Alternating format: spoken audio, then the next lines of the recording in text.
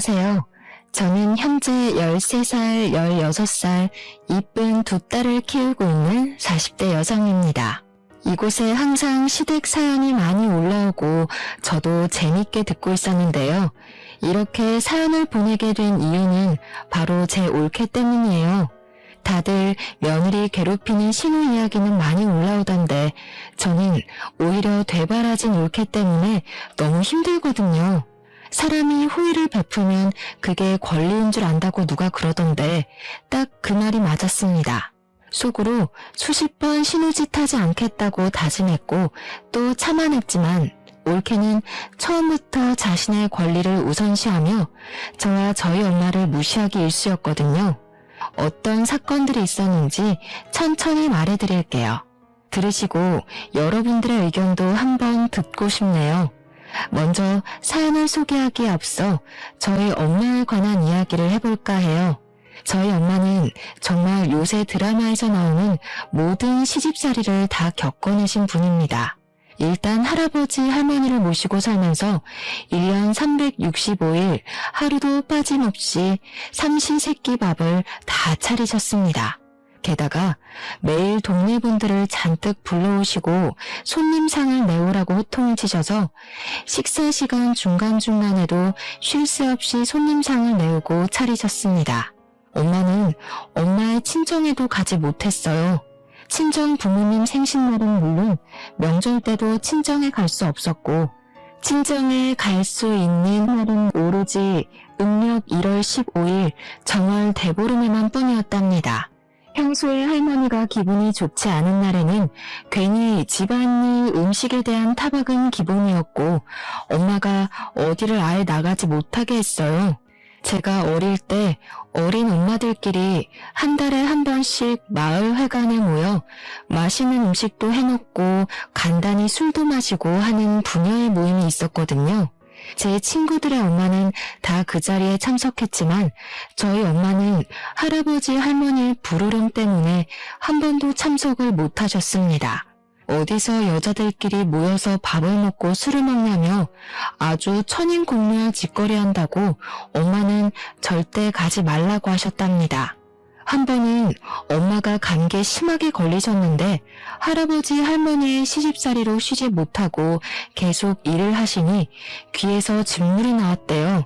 처음에는 이러다가 말겠지 했는데 진물이 계속 나고 색도 노랗게 변해서 할머니께 병원을 가봐야겠다고 하니 할머니는 이런 것쯤은 금방 낫는다고 하며 병원을 못 가게 일부러 이것저것 일을 시키셨다고 해요. 다음 날에도 할머니는 병원을 가지 못하게 갖가지 수단과 방법을 다 쓰셨어요. 그렇게 한 달 정도 지나자 진물이 안 나오긴 했는데 문제는 그 뒤로 소리가 잘 들리지 않았답니다. 그래서 할아버지나 할머니가 부르셔도 잘 듣지 못했죠. 하루는 제가 학교에 갔다가 왔는데 할머니가 엄마의 뺨을 때리고 시어미를 무시하냐며 소리를 지르고 계셨습니다. 엄마는 그런 할머니한테 아무 소리 못하고 무릎 꿇고 죄송하다고 울고 계셨어요. 무슨 일인가 하고 보니 할머니가 엄마한테 물을 가져오라고 부르시는데 엄마는 부엌에서 식사 준비한다고 듣지 못했대요. 그래서 할머니가 화가 나서 부엌으로 쫓아가서는 엄마의 뺨을 때리셨다고 해요. 그때가 저 초등학교 1학년이었는데 어린 마음에 너무 놀라서 그 모습을 보자마자 바지에 실수했어요. 실수하는 제 모습을 보시고 할머니는 엄마에게 딸년 교육을 얼마나 멍청하게 했으면 아직도 똥오줌을 못 가리냐며 더 크게 화를 내셨답니다. 흔히들 며느리 사랑은 시아버지라고 하죠. 그러나 우리 집은 아니었습니다. 할아버지도 만만치 않으셨어요. 엄마가 조금이라도 식사 준비가 늦어지면 할아버지는 불같이 화를 내셨습니다. 그리고 항상 뜨거운 국만 드시고 식으면 국을 드시지 않았어요.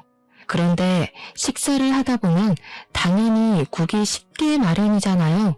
할아버지의 국이 식으면 엄마한테 국을 다시 뜨겁게 데워달라고 하셨습니다.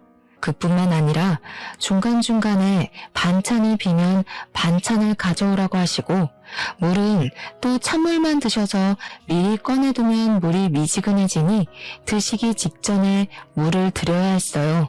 그래서 엄마는 식사 자리에 다 같이 앉아서 드셔본 적이 거의 없습니다. 다들 드시고 나서 이제 엄마가 밥을 제대로 한술 뜨시면 이번에는 과일을 내오라고 하시는 통에 엄마는 항상 3분이면 식사를 다 마치셨답니다. 또 제사를 목숨보다도 더 귀하게 여기셔서 무슨 일이 있어도 제사는 반드시 지내야 했죠. 문제는 제사상은 반드시 며느리가 차려야 한답니다. 할아버지 말로는 그게 법이래요. 엄마 역시 제사를 중요하게 생각하시는 분이라 평소에 제사 지낼 때 힘들긴 해도 큰 불만은 없었대요. 단 한 번 제 남동생이 태어난 해만 빼고요. 사실 제 동생이 생일 다음 날이 제삿날이거든요. 동생이 아직 엄마 뱃속에 있을 때 동생이 출산 예정일이 다 되어가기는 했지만 제삿날이 다음 날이다 보니 엄마는 부른 배를 붙잡고 제사 음식을 준비하고 계셨대요. 그런데 갑자기 산통이 오는 바람에 음식을 준비하다 말고 집에서 제 동생을 낳았다고 합니다. 지금은 병원 가고 조리원 가고 하지만 엄마의 젊은 시절 시골에서는 밭일하다가도 아기 낳는 사람들이 많이 있었다고 해요.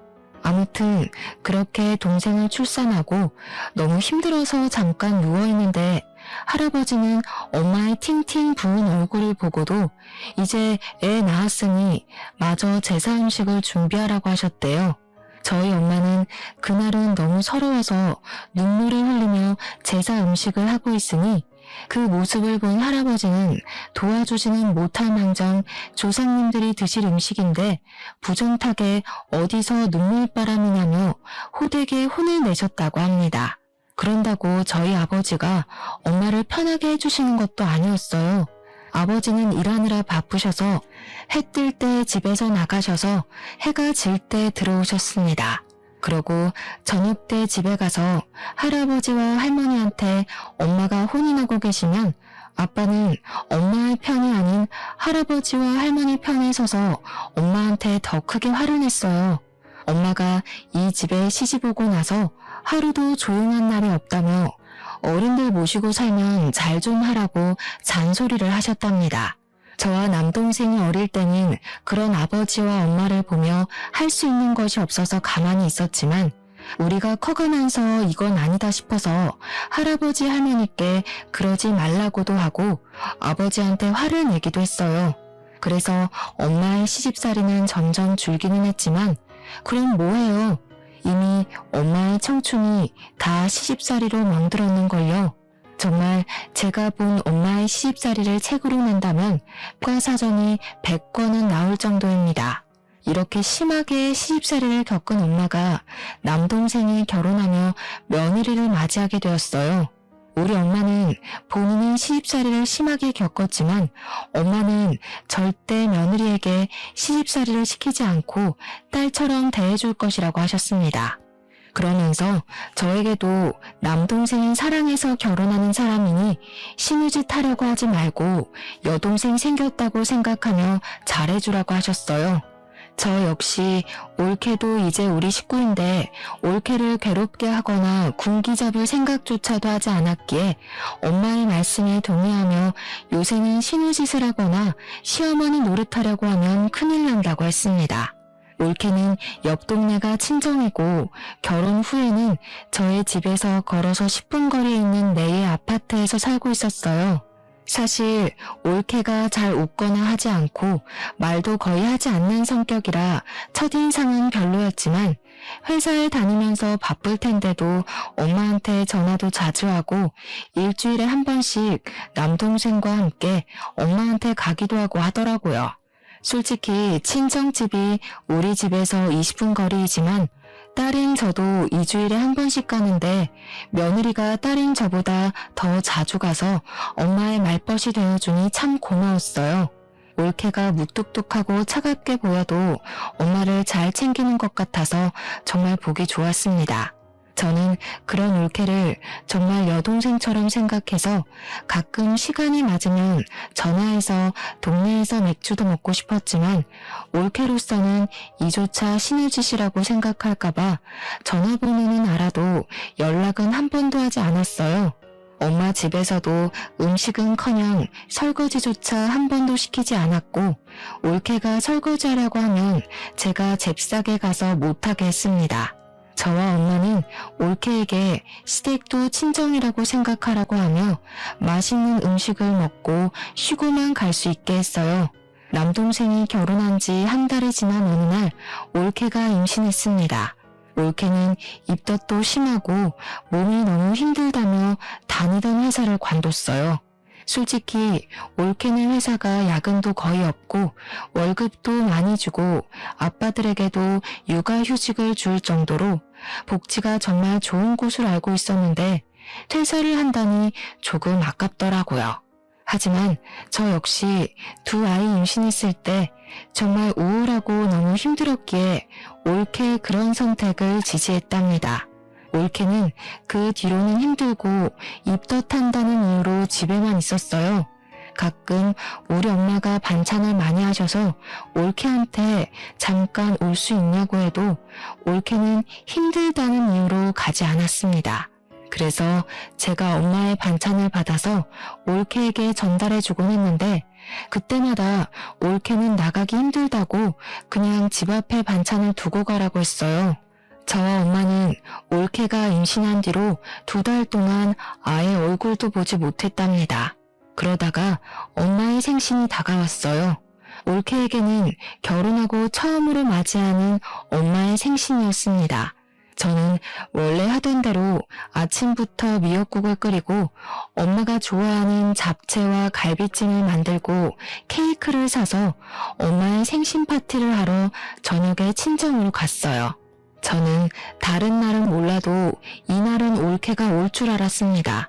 그런데 올케는 오지 않고 남동생만 오더라고요. 왜 너 혼자 왔냐고 했더니 올케가 힘들어서 못 오겠다고 했다고 하는 겁니다. 저는 도대체 얼마나 힘들길래 시어머니의 첫 생신도 오지 못하나 하는 생각이 들었어요. 엄마 역시 살짝 실망한 표정을 지으셨어요. 그래도 엄마는 아무 말 하지 않고 제가 해온 음식들과 남동생이 사온 소고기를 드시며 우리끼리 즐겁게 지냈습니다. 그런데 생각하면 생각할수록 좀 이건 아니다 싶더라고요. 올케가 임신했으니 생신상은 애초에 바라지도 않았고 힘들면 못 올 수도 있기는 한데 인간적으로 어머니 생신인데 전화는 한 통 해야 하는 거 아닌가요? 그런데 올케는 전화조차도 하지 않았습니다.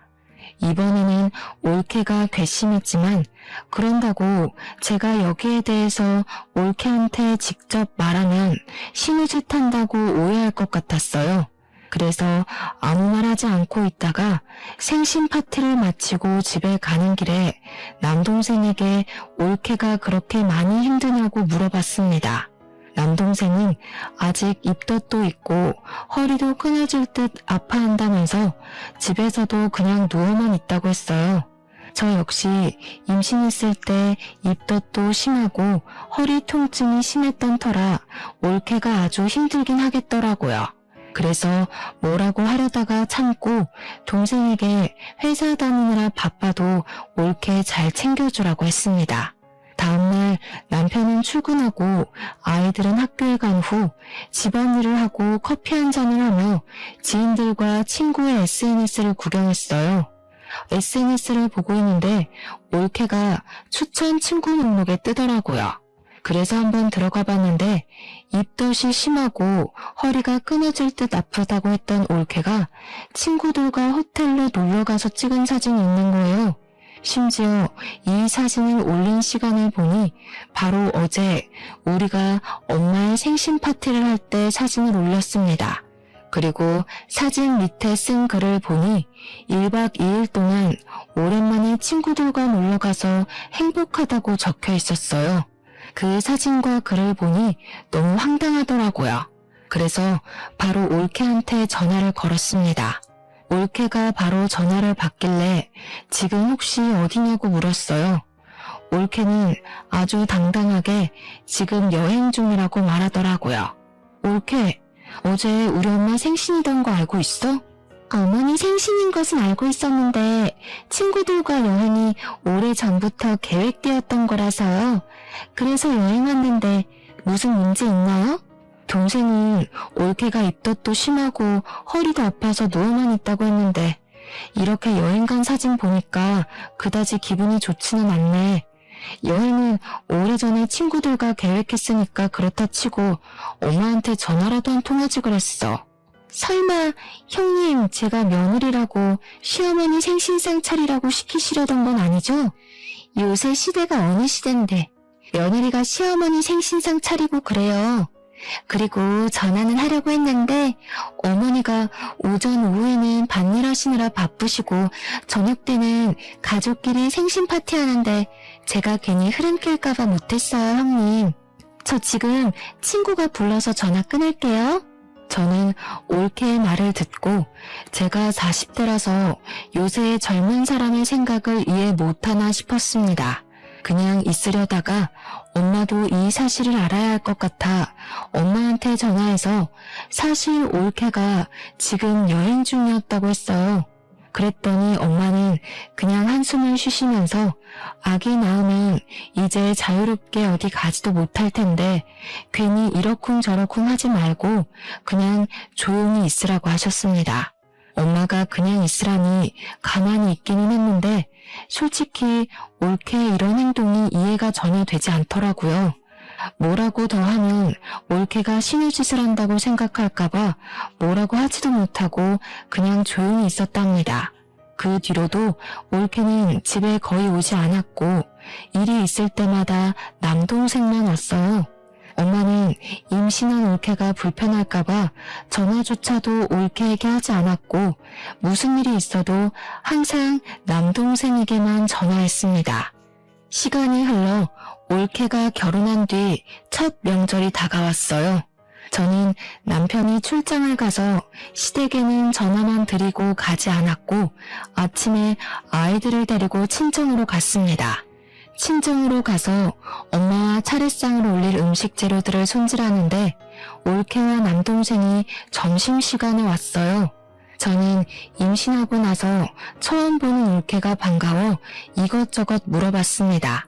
올케는 아주 당황한 표정을 지으며 그냥 예전보다는 몸이 괜찮아졌다고 했어요. 남동생네 부부도 오고 식사 시간이 되어 밥을 차리는데 올케는 힘들다는 이유로 방에 들어가 있고 남동생만 나와서 저를 도왔습니다. 반찬과 수저는 다 놨고 밥과 국만 풀면 되는 상황에서 제가 올케에게 밥 먹으러 오라고 불렀어요. 올케가 부엌으로 왔는데 아직 밥이 퍼지지 않은 것을 보고 인상을 딱 찌푸리더라고요. 뭐야? 아직 밥도 퍼지지 않았는데 왜 벌써 나오라고 불러요? 설마 저한테 밥 푸라고 나오라고 하신 거예요? 그래, 누나가 너무 빨리 불렀어. 밥까지 다 푸고 부르면 되지. 왜 벌써 불러? 이제 밥을 푸니까 지금 부른 거지. 그리고 이렇게까지 짜증을 낼 일이야? 그래봤자 고작 1분, 2분 차이인데 꼭 엄마도 그렇고 누나도 그렇고 밥을 다 푸고 나서 부르면 되지. 꼭 이렇게 빨리 부른다니까. 지훈아, 내가 미안해. 다음에는 밥 다 푸고 부를게. 일단 자리에 앉아. 저는 올케를 보니 정말 황당하더라고요. 이런 올케의 행동도 어이없는데 더 어이없는 건 제 동생이었습니다. 제 동생은 원래 가정적인 아이가 아니었거든요. 결혼 전 할아버지와 할머니가 남자는 주방에 얼씬도 하면 안 된다고 하시는 통에 남동생은 집에서 숟가락조차도 놓지 않았습니다. 상에 반찬 올리는 것도 밥을 푸는 것도 한 적이 없었어요. 그런 동생이 자기 와이프한테는 아무 말도 하지 않고 그저 하자는 대로만 하고 있었습니다. 밥을 먹는데도 올케가 어이없는 이유로 짜증을 내면 다 받아주고 쩔쩔매는 모습을 보니까 누나로서 정말 꼴보기가 싫더라고요. 밥을 다 먹고 나서도 올케는 힘들다는 이유로 자신이 먹은 그릇조차 치우지 않고 그냥 방에 들어가 버렸습니다. 그 덕에 당연히 저 혼자 설거지를 했네요. 엄마는 이런 막대 먹은 올케에게 과일을 깎아서 방에 가져다 주시고 물도 가져다 주셨습니다. 저는 그런 올케가 얄밉기도 하고 화가 나서 방에 들어가서 뭐라고 하려고 했지만 엄마는 임신 8개월이나 돼서 힘들 텐데 괜히 그러지 말라고 하시며 그냥 푹 쉬게 내버려 두라고 하셨어요. 시어머니는 엄마가 그러자는데 제가 뭐라고 할 수는 없어서 그냥 알겠다고는 했는데 올케는 그날 명절 모든 준비가 마쳐질 때까지 방에서 한 걸음도 나오지 않더라고요. 다음 날이 되었어요. 친척들이 우리 집에 아침 일찍 오시고 차례상을 차리는데 솔직히 설거지나 상 차리는 일은 하지 않더라도 결혼 후 첫 명절인데 친척들한테 인사는 해야 하지 않나요? 친척들이 오셨는데도 올케는 방에서 나오지 않았습니다. 일부러 제가 올케를 크게 불렀는데 남동생은 잠자리가 바뀌어서 어제 잠을 한숨도 자지 못했다며 그냥 쉬게 두라고 하는 거 있죠. 전 그래도 동생의 말을 무시하고 계속 친척들 왔다고 하며 올케를 불렀습니다. 올케는 잠옷을 입고 머리는 부스스해서 나오더라고요. 저는 올케에게 아무리 힘들어도 친척 어른들 오셨으니 인사는 하라고 했더니 마지못해 고개만 까딱하고 다시 들어가라는 겁니다. 참다 못한 제가 임신해서 아무리 힘들어도 시어른들 오셨으니 와서 같이 있으라고 하며 한 소리 했습니다. 저는 친정에서 차례상을 한 번도 차려본 적이 없어요. 그리고 솔직히 말해서 이 차례상이 형님네 조상들을 위한 것이지 제 조상을 위한 것은 아니잖아요. 저는 얼굴 한 번 못 본 조상들인데 제가 이 조상들을 위해 상을 차려야 하나요? 며느리라는 이유로요? 그래, 올케 말이 다 맞기는 하는데 내가 언제 너한테 차례상 차리라고 했어? 조상님들은 올케가 얼굴도 못 봤으니 그렇다 치고 지금 여기 오신 친척 어른들께 인사를 할 수 있는 거잖아. 아니야? 누나, 지금 신우짓 하고 있는 거 알아? 솔직히 지은이 말이 다 맞지, 안 그래? 지은이는 솔직히 이 집 핏줄도 아닌데 며느리라는 이유로 굳이 상 차릴 필요 없지. 꼰대같이 왜 그래? 뭐? 꼰대? 지금 나만 이 상황이 이해되지 않는 거니? 솔직히 내가 네 와이프한테 설거지를 시켰니? 음식을 장만하라고 했니? 네 와이프 말대로 내 조상이니까 내가 음식 장만 다 했고 상도 내가 다 차린다고. 그런데 결혼 후 첫 명절이고 친척들은 결혼식 이후 처음 뵙는 자리인데 방에서 나와보지도 않고 저러고 있는 게 말이 돼? 아유, 희진아, 그만해라. 지은이도 임신하고 했는데 힘들겠지 뭐.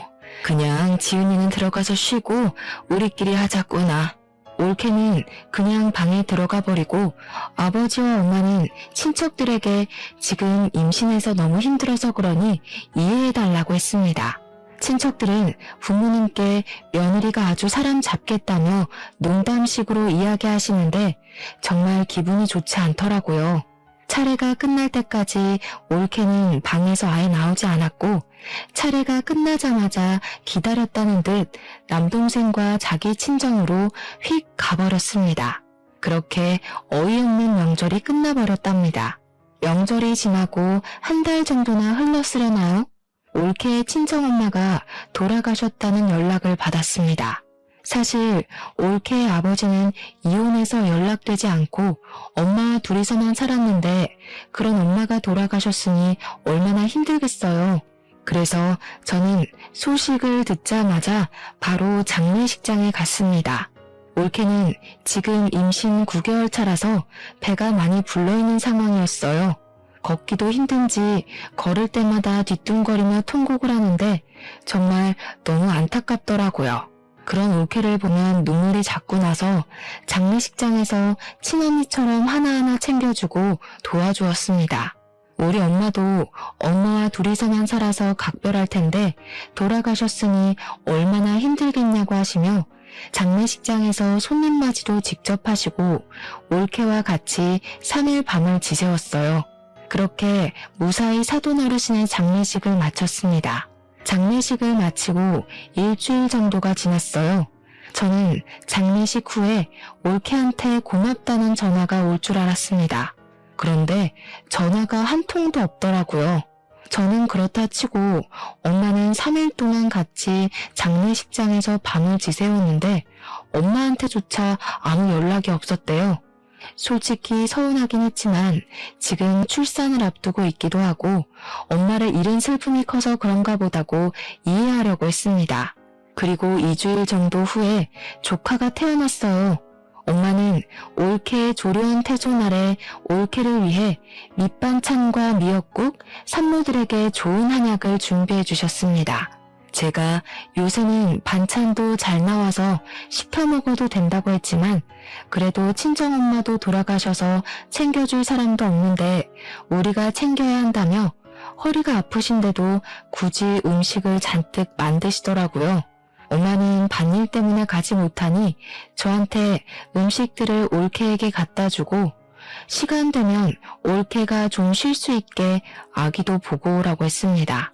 솔직히 이전의 올케 행동을 생각하면 하기가 싫었지만 제가 첫째 아이를 낳고 난 직후를 생각해보니 올케가 지금 얼마나 힘들까 하는 생각이 들었어요.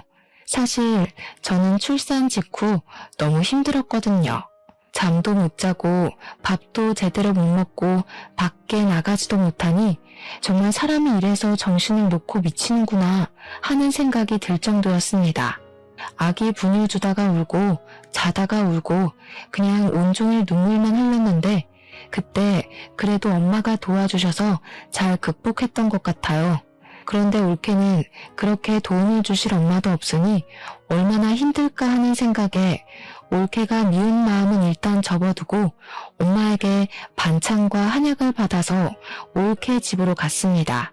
집에 가서 배를 누르려다가 조카가 잘 수도 있을 것 같아서 조심스럽게 문을 두드렸어요. 한 번, 두 번 두드리는데 나오지 않더라고요. 세 번째 두드릴 때 올케가 나왔는데 제가 문을 두드리는 바람에 조카가 잠에서 깼다고 짜증을 엄청 냈습니다. 물론 아기가 이제 막 잠들었는데 깨면 짜증이 나긴 하지만 아무리 그래도 그렇지 이렇게까지 화를 내나 싶었어요.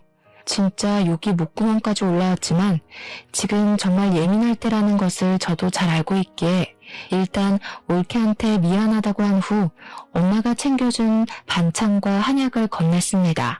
올케는 밥도 잘 먹지 못하는데 웬 반찬이고 한약이냐며 저한테 신경질적으로 말했어요. 지금 아기 막 낳고 난 직후라 올케가 힘든 건 알겠는데 엄마도 아픈 허리 부여잡고 너 음식 먹인다고 이렇게 한 거야. 네가 엄마의 성의를 이렇게 무시하는 건 정말 아닌 것 같은데? 이 된장 냄새 개도 안 먹겠다. 우리 집 깨끗한데 더러운 냄새 퍼지잖아요. 그러게 왜 쓸데없는 짓을 해서 사람 스트레스 받게 해요? 그냥 다 갖다 버리든가 해야지. 야, 너 진짜 너무한 거 아니니? 우리 엄마는 너를 진짜 딸처럼 생각했어. 정말 설거지, 음식 한 번 시킨 적도 없고 바란 적도 없었어. 이 음식들도 난 반찬 시켜 먹어도 되니 굳이 할 필요 없다고 했는데 엄마는 친정엄마도 돌아가셔서 챙겨줄 사람이 없으니 우리가 챙겨야 한다며 굳이 음식을 만드신 거야. 그런데 너는 지금 말하는 꼬락서니가 이게 뭐야? 진짜 보자 하니까 너무하네. 꼬락서니요? 와, 진짜 이렇게 신우짓 하고 싶어서 그동안 어떻게 참으셨대요? 설거지요? 며느리는 꼭 설거지 다 해야 해요? 아니 솔직히 우리는 남인데 설거지며 음식이며 그게 웬 말이에요? 신우짓? 그리고 우리가 남이라고? 정말 넌 그렇게 생각해? 너와 내 남동생이 결혼했어도 남남이라고? 그렇잖아요. 아니 시부모님이 나한테 돈을 주기라도 했어요? 아니면 이 집을 마련하는데 도움을 주기라도 했어요? 제 친구는 결혼하며 최소 1,000만 원, 많으면 몇 천만 원도 받으며 결혼했대요. 그런데 난 결혼하고 지금까지 시부모님께 땡전 한 푼도 받은 적이 없어요. 제가 시부모님한테 무슨 도움을 받기로 했어요? 아니면 돈을 받기로 했어요? 그런데 제가 왜 며느리 노릇을 해야 해요? 그렇게 생각한다는 거지? 지금 네가 한 말 우리 부모님께 다 말씀드려도 되니? 당연하죠. 얼마든지 말씀드리세요. 받은 것도 없는데 제가 왜 며느리 도리를 해야 하는지 모르겠네요. 솔직히 나이 몇 살 더 먹었다고 신우짓 하는 거 너무 역겹네요. 그리고 제가 이런 더러운 된장 냄새 나는 거 처먹을 줄 알았어요? 착각하셨네요. 아줌마나 먹어요. 난 이딴 더러운 음식 안 먹으니까. 올케가 저한테 아줌마라고 말하는데 순간 혈압 올라서 올케 뺨을 때려버렸습니다. 우리 엄마가 허리 아프신데도 불구하고 올케 먹여야 한다고 새벽부터 이 음식들을 만드셨거든요. 올케는 엄마의 그런 고생을 생각하기는커녕 더럽다고 갖다 버린다는데 정말 그야말로 화나더라고요. 제가 뺨을 때리니 눈을 흘기며 제게 막말하던 올케 눈에 눈물이 송골송골 맺혔어요. 저는 울든 말든 올케는 쳐다보지도 않고 그토록 깔끔한 채 하던 올케 집 거실 한가운데에 침을 쩍 뱉었습니다. 그리고 음식과 한약들을 다시 다 챙겨서 친정에 갔어요. 집에는 아버지도 계셨는데 아버지는 반찬과 한약을 왜 도로 가져왔냐고 하셨습니다.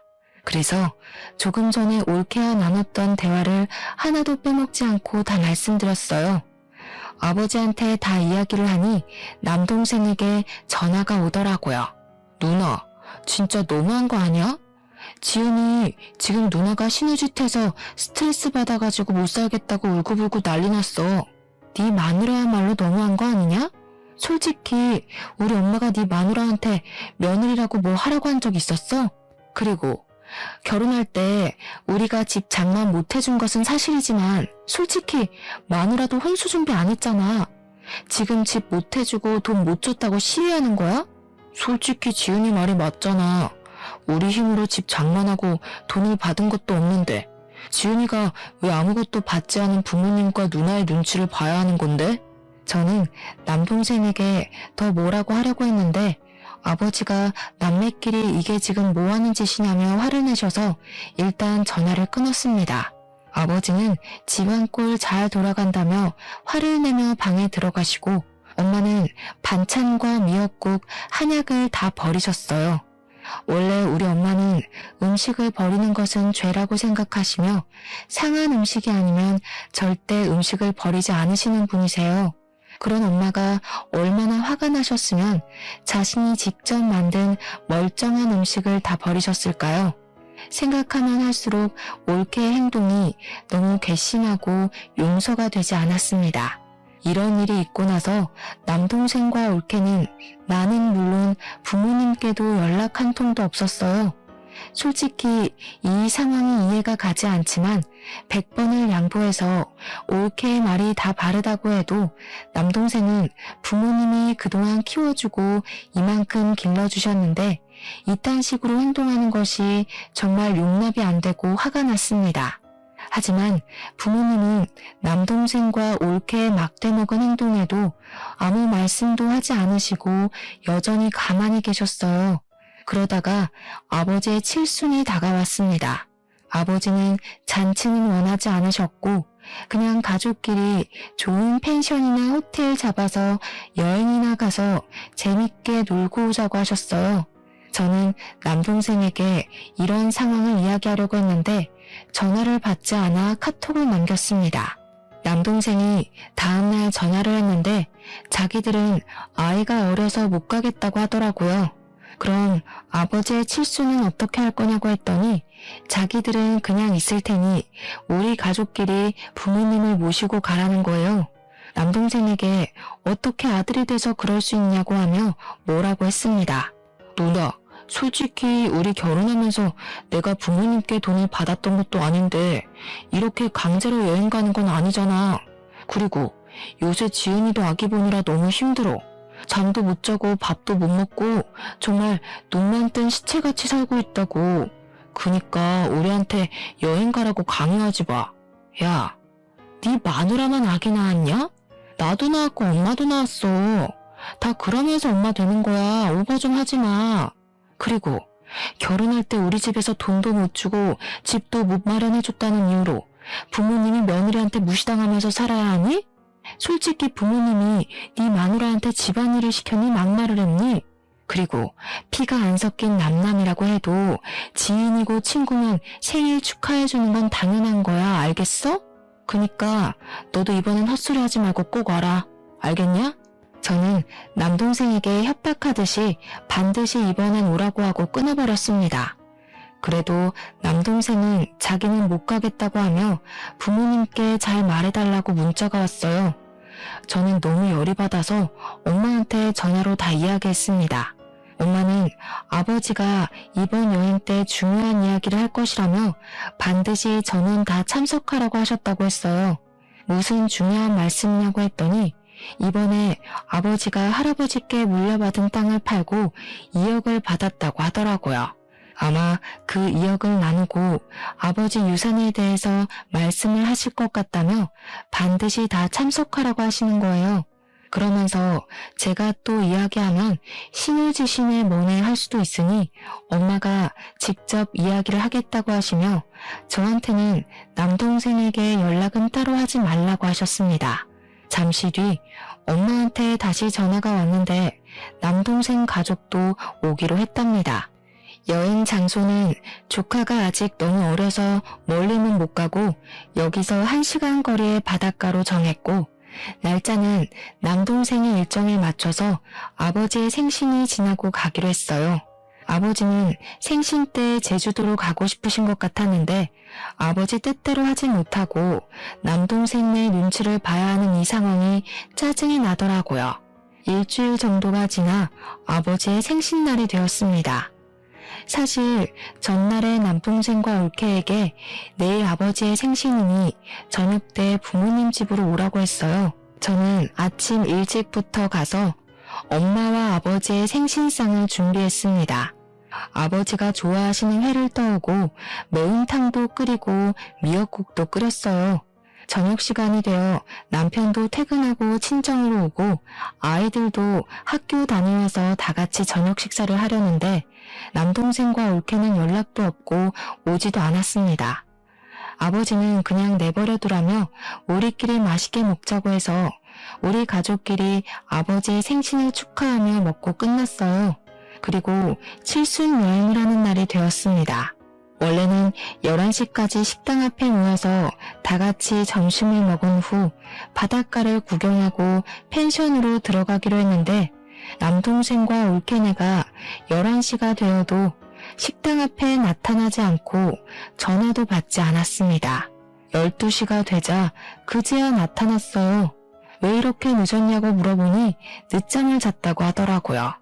그런 남동생 부부를 보니 짜증이 났지만 어린 아기와 이동하려면 준비할 것이 정말 많다는 것을 잘 알기에 그냥 조용히 있었습니다. 밥을 먹고 바닷가를 구경하는데 정말 올케는 인상을 팍 쓰며 구시렁거리기만 했어요. 정말 중3인 우리 큰딸보다 더 많이 불평불만을 하더라고요. 솔직히 자기네들 일정에 맞춰서 날짜도 잡고 장소도 잡았는데 고마움은커녕 짜증만 내니 저도 슬슬 화가 났습니다. 뭐라고 하려고 했지만 아버지가 그냥 조용히 있으라고 하셔서 가만히 있었네요. 장을 보고 펜션에 들어가 고기를 구워 먹는데 남동생네 부부는 아무것도 하지 않고 방에 들어가서 쉬고 있었습니다. 솔직히 올케는 어린 아기를 봐야 하니 어쩔 수 없다 치지만 남동생은 나와서 같이 준비를 할 수도 있는 거잖아요. 그리고 올케도 부모님이 오랜만에 손주 보는데 부모님 옆에서 아기 얼굴도 보여드릴 수 있는 거 아닌가요? 부모님은 손주 얼굴 보고 싶으신데 올케가 방문을 닫고 들어가 버리니 보지도 못하고 그냥 거실에 앉아 계시는데 참 할 말은 많았지만 꾹 참고 가만히 있었습니다. 어쨌든 우리 부부는 고기를 열심히 구웠고 고기가 다 구워지니 그제야 남동생네 부부가 나와서 먹기만 하고 다시 들어갔어요. 원래는 다 같이 고기를 먹으며 술도 한잔하려고 했지만 남동생네 부부가 저런 식으로 나오니 술맛도 나지 않더라고요.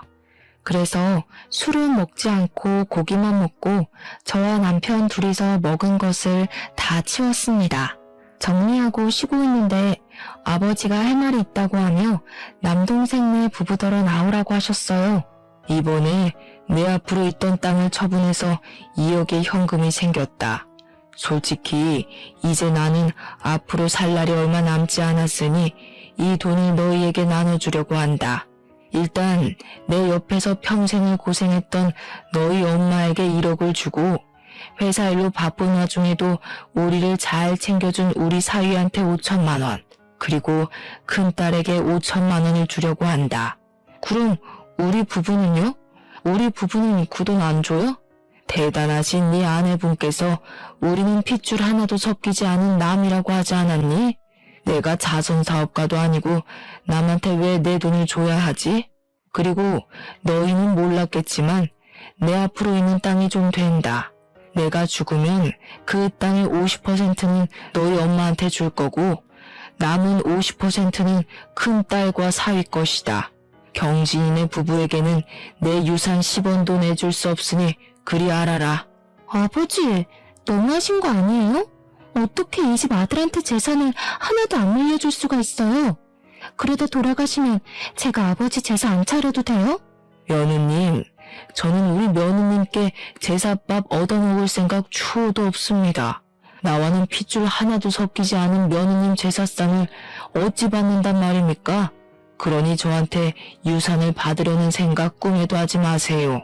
아시겠습니까? 아버지는 그동안 아무 관심이 없는 척하면서 남동생네가 어떤 식으로 행동하는지를 하나하나 다 보고 계셨습니다.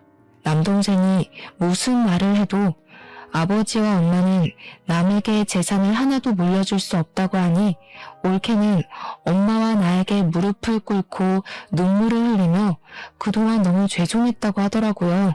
며느님, 뭐가 죄송해요? 핏줄도 하나도 안 섞인 며느님에게 생일상이며 제사상을 바라는 우리가 못된 것이죠. 어서 일어나세요. 남인데 이렇게 무릎을 꿇으시면 어떡합니까? 이렇게 무릎을 꿇어도 우리는 며느님네 부부한테 드릴 것이 없으니 일어나세요. 그리고 이제는 남이니까 집에 안 오셔도 됩니다. 온다 해도 나와 바깥 양반 모두 며느님께 드릴 것이 하나도 없어요. 저 한 번 말하면 끝까지 지키는 사람이니 며느님이 앞으로 무슨 짓을 해도 절대 뭐 하나 주지 않을 것입니다. 아시겠어요? 올케, 우리가 해준 것이 없으니 며느리 돌이 바라지도 말라고 했지? 너 역시 며느리 돌이 하나도 한 적 없으니 우리 부모님 유산이고 뭐고 아무것도 바라지 마. 경진이 너도 마찬가지야.